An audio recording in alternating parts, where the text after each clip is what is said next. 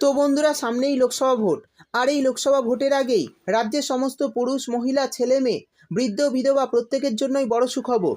প্রায় 7 থেকে 9টি নতুন প্রকল্পের টাকা আপনাদের ব্যাংক অ্যাকাউন্টে দেওয়া শুরু হয়ে যেতে পারে।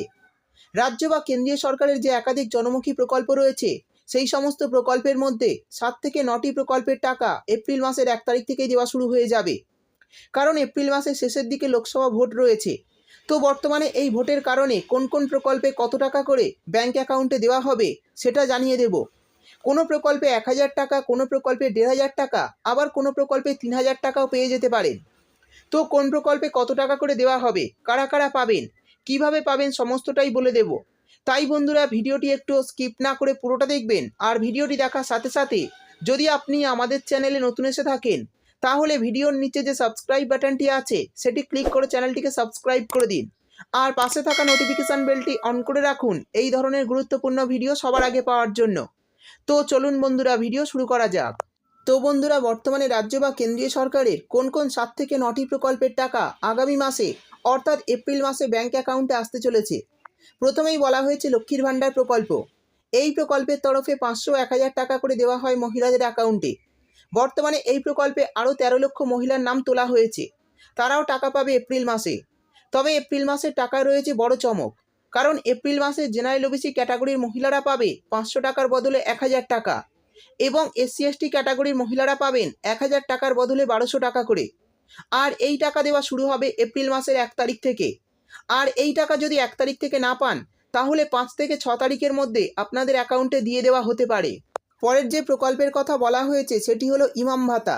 এই প্রকল্পের তরফে বর্তমানে যে সমস্ত সংখ্যালঘু ইমামরা রয়েছেন তাদের 3000 টাকা করে ভাতা দেওয়া হয়। তো আপনারাও যদি এই প্রকল্পে আবেদন করে থাকেন, তাহলে আগামী মাসেও 3000 টাকা করে পেয়ে যাবেন অ্যাকাউন্টে। এরপর বলা হয়েছে যুবশ্রী প্রকল্প। এই প্রকল্পে বেকার ছেলে মেয়েদের 1500 টাকা করে দেওয়া হয়। গত মাসে যুবশ্রী প্রকল্পের টাকা কেউ পেয়েছেন 8 তারিখে, আবার কেউ পেয়েছেন 9 তারিখে। তো বন্ধুরা, এখানে জানিয়ে দিই যে এই প্রকল্পে আবেদন করলেই টাকা আপনারা পাবেন না। বেকার ভাতার লিস্টে যখন নাম তোলা হবে তখনই টাকা পাবেন।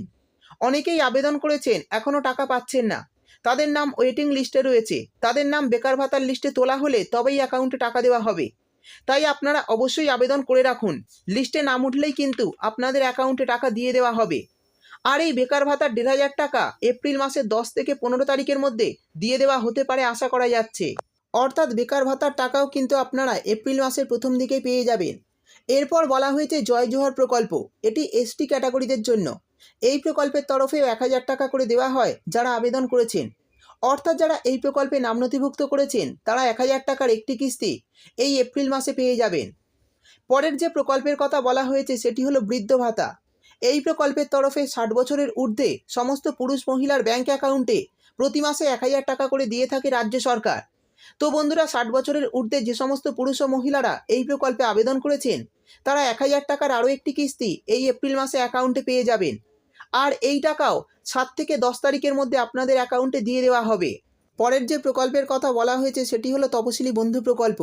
এই প্রকল্পের তরফে প্রতি মাসে 1000 টাকা করে দেওয়া হয়, আর এটি শুধুমাত্র SC ক্যাটাগরিদের জন্য। এই প্রকল্পে 60 বছর পর আবেদন করা যায়। তো যারা বর্তমানে আবেদন করে রেখেছেন তারা এই এপ্রিল মাসে 1000 টাকার আরও একটি কিস্তি পেয়ে যাবেন। আর এই টাকাও এপ্রিল মাসের 10 থেকে 15 তারিখের মধ্যে আপনাদের অ্যাকাউন্টে দিয়ে দেওয়া হবে। তারপর বলা হয়েছে প্রধানমন্ত্রী কিষাণ সম্মান নিধি যোজনা।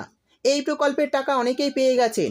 গত 28শে ফেব্রুয়ারি থেকে কৃষকদের ব্যাংকে দেওয়া শুরু হয়েছে। তবে KYC না করায় যারা 28 তারিখে টাকা পাননি তাদের উদ্দেশ্যে জানানো হয়েছে তারা 31শে মার্চের মধ্যে যদি KYC করে নেন, সেক্ষেত্রে আবারও PM কিষাণের টাকা পাঠানো শুরু হবে এপ্রিল মাস থেকে। অর্থাৎ যারা KYC আপডেট না করার কারণে টাকা পাননি তারা যদি এই 31শে মার্চের মধ্যে এই KYC করে নেন, তাহলে এপ্রিল মাসে কিন্তু PM কিষাণের টাকা আপনাদের ব্যাংক অ্যাকাউন্টে দিয়ে দেওয়া হবে। এরপর বলা হয়েছে প্রতিবন্ধী ভাতা।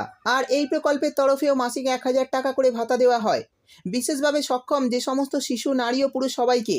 তাই যারা প্রতি মাসে মাসে টাকা পাচ্ছেন তারা লিস্ট অনুযায়ী এই এপ্রিল মাসেও ব্যাংক অ্যাকাউন্টে 1000 টাকার আরও একটি কিস্তি পেয়ে যাবেন। আর এই টাকাও এপ্রিল মাসের প্রথম দিকেই আপনাদের অ্যাকাউন্টে দেওয়া হতে পারে। শেষে বলা হয়েছে কৃষকদের বার্ধক্য ভাতা।